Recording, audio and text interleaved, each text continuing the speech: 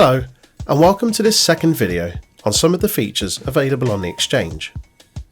In this video, we will explore some of the useful tools that the Exchange offers, such as creating a job opportunity, creating an offer, and requesting support, as well as looking at creating events.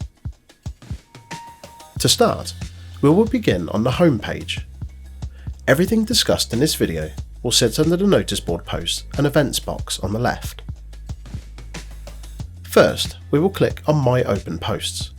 From here, we can create an opportunity, create an offer, and make a request.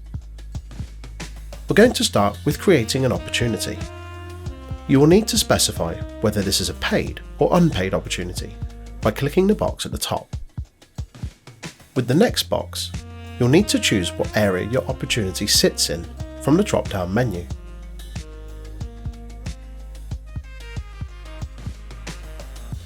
In this example, we will use photography.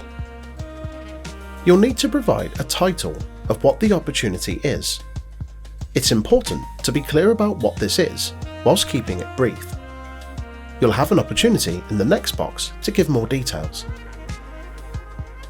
Next, you'll want to select a headline image to accompany the text. Something relevant and easy to see works best here. The next box allows you to give some more specific detail about what the opportunity will entail. You'll want to provide important details like time, date, location, pay, and event specifics. Basically, anything that a prospective applicant would need to know before considering applying. In the next section, much like when you've created your personal profile, you can use images, link buttons, social and media content, and additional bodies of text.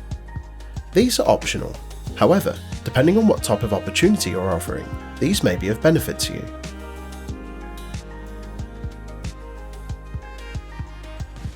You also have the opportunity to ask applicants questions, whether by text, number, multiple choice, or by providing a file, for example, an image or a CV. The text button allows you to input something text-based, like a name or email address. Multi-text is something that has more than one line, such as a description, explanation, part of a CV, or something that would have more than one line of text. Numerical allows the answer to be numerical, a number. File. Any type of file can be uploaded, whether it be an image, a PDF, or a Word document. Select one. The applicant can only select one from the given list of answers. Select many. The applicant can select multiple answers from the given list.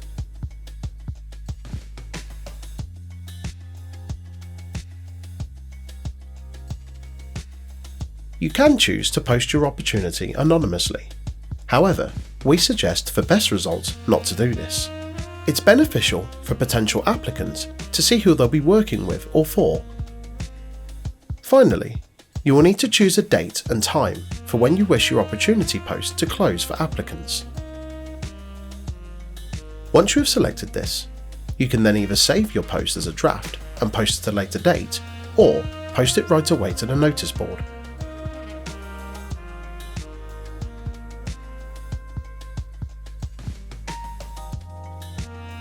Next, we'll look at creating an offer. This is where you can offer your skills in a number of areas. Creating an offer works very much in the same way as creating an opportunity. You have all the same criteria for entering information to make it as detailed as you like.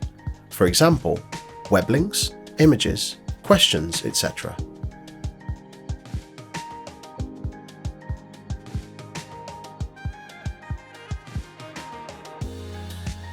Again, like creating an opportunity, you can save as a draft to post later, or post it right away to the notice board.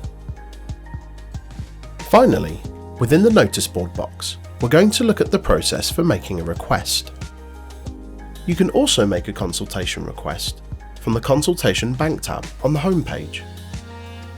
This could be a request for a consultation, space, a technician, equipment, or a service.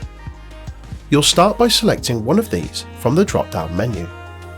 Next, you'll be asked how you intend to pay for this request. It could be for someone to help voluntarily, an Artspace bursary, for Artspace to help you pay for this, or you'll be paying it yourself. For the purpose of this example, we'll select Artspace to help pay for this, so that we can show you the process between consultant and requestee. You'll notice that the I have an Artspace bursary box is greyed out and not selectable. Once you have submitted your request for Artspace to help you fund this, and it has been agreed, you can come back to this request and change it to the bursary option. The next few boxes you will be familiar with from our previous examples. Selecting from the drop-down menu what the request involves and giving a headline and description about what your request entails. You can also add the usual image, link, social or media link, and text if you wish. If you have a preferred consultant in mind for your request, use this next box to specify up to 3 of them, and Artspace will attempt to contact them.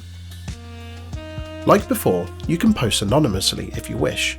However, it is advised that you provide a name for potential people you might be working with so that they can see your work and your background.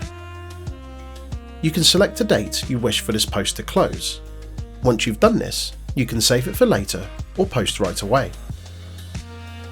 Once you have posted this request, a member of the Artspace team will be notified regarding the payment request.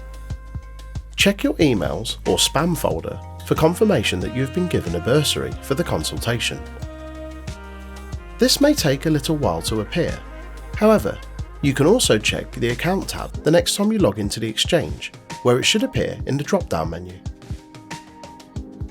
Once this has been given, you can go back into your request and change the payment method to Artspace Bursary. Once you have done this, you can formally post the request on the notice board.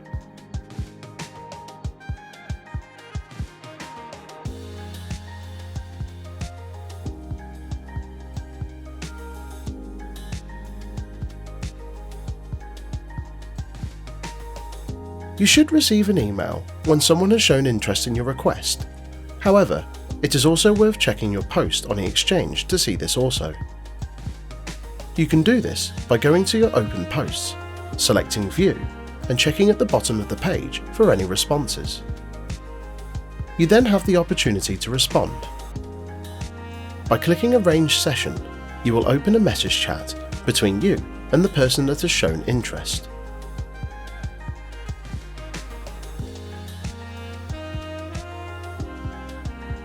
Use this space to arrange a video call between yourselves. The consultant will send through an invite via email for you to chat formally. Consultancies are set to 30 minutes at £25 and 1 hour at £50. Once the allotted time has expired, you'll receive an email asking you to confirm the consultancy session took place and also to fill out a brief survey. Once this is done, your allotted bursary funds will be transferred to the consultant. Finally, we will go through the process of creating an event. From the home page, you need to click My Open Events. From here, at the top right, you'll then need to select Create an Event. You'll be asked to enter the name of your event, give a brief summary, and any specifics regarding the event, such as performance times and other useful information.